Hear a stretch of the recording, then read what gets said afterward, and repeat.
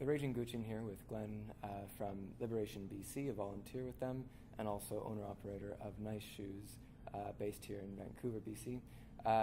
We're at the Animal Advocacy Camp 2014. Glenn, this has been a really successful event. Been tons of people, great speeches and presentations all around by both the speakers and by the participants in many cases. How have you seen the event grow over the last few years? Well, it's the attendance has stayed fairly steady.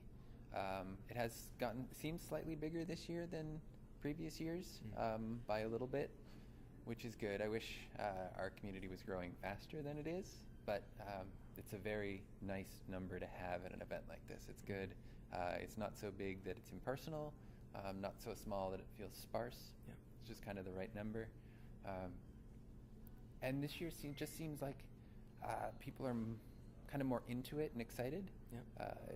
Yesterday and today, there's just been so much energy and dynamic self-organizing that goes on that it's just really inspiring. Yeah, there's even been impromptu like demonstrations and such at Chipotle's and Vancouver Aquarium and such, so that's awesome to see. I was able to make it out to one. Can you tell us a little bit more what Liberation BC does here in Vancouver? Yeah, Liberation BC is a all-volunteer animal rights organization, largely dedicated to outreach, vegan outreach, film screenings. They do weekly vigils outside of the Hallmark Chicken Slaughterhouse down on Hastings and Commercial. Also just do general stuff. There's usually seasonal leafleting about turkeys, Okay. Yeah. dairy campaigns. We're working on another dairy campaign. Just all sorts of stuff, but generally geared towards advocacy and outreach. Great, yeah, and obviously there's clearly a need for it. I mean, a lot of people talk about the slaughterhouses down the street. I'm not from Vancouver, so knowing that these things are going on is kind of strange because we don't see that in Victoria necessarily the same way, or it's not so close at hand. Well, it is hidden away here. It's behind a big gray wall. Yeah. I heard you can smell it though. You can. Yeah. So it's not completely hidden at least.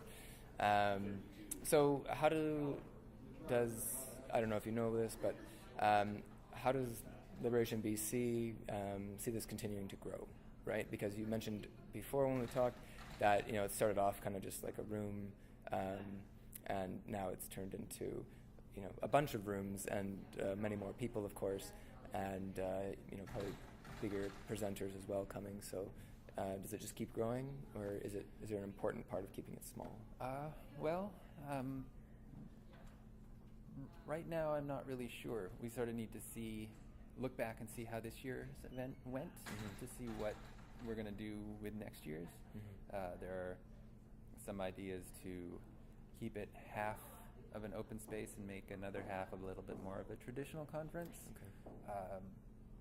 Although I just love the open space portion. Yeah. So I'm not sure. We would like to see it grow, but it's kind of a reflection of Vancouver's animal rights community. I don't know if the conference itself will be able to grow it. Okay.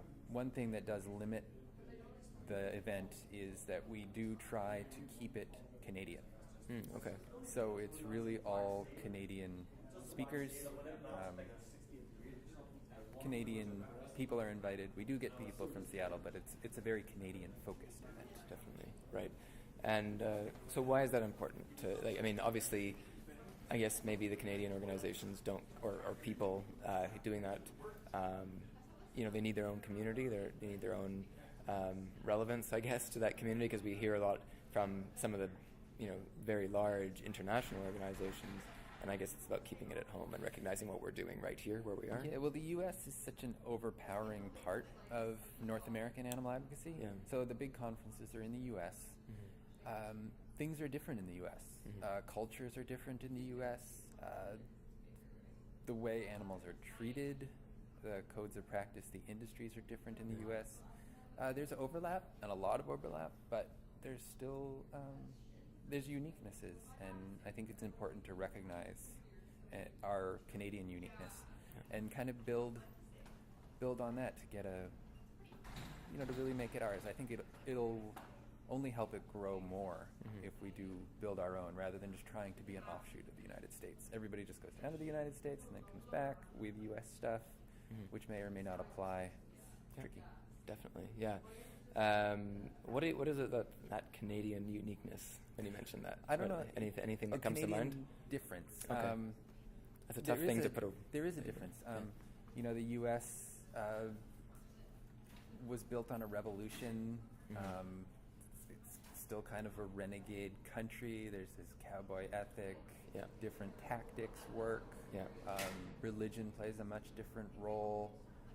Race is there's a different composite of race. Yeah.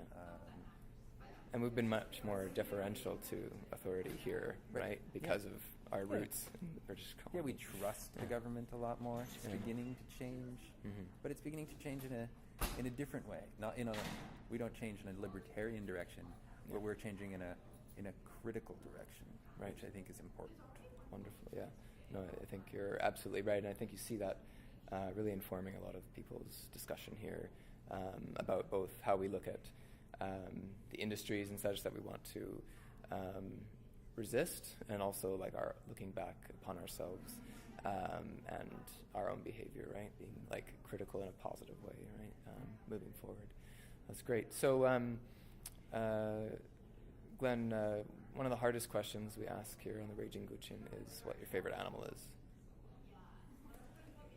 I'm probably goats. Goats? I quite like goats. Okay. Cats are cool. Goats are neat. Okay, well, I'll take goats, even though this is the Raging Guchin, which means raging cat. Okay. So, cats are probably my favorite. But we always ask people, of course, if they're once we find out what their favorite animal is, if they'll do their best impression of their favorite animal. So.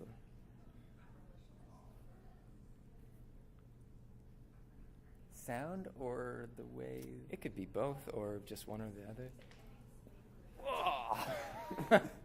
That was awesome. That was great. Whoa!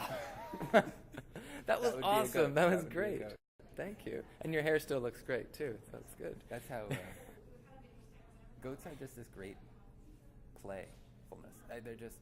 They're always curious and friendly, but defiant, individualist. I don't know. And they have cool eyes. Their pupils are square. That's right. Yeah. I know. When I have been up close to them, I've been captivated by that feature for sure. Well, thanks very much for talking to us. I really appreciate it. And hopefully we'll see you next year at the event again. Okay. All right. Thanks. Take care.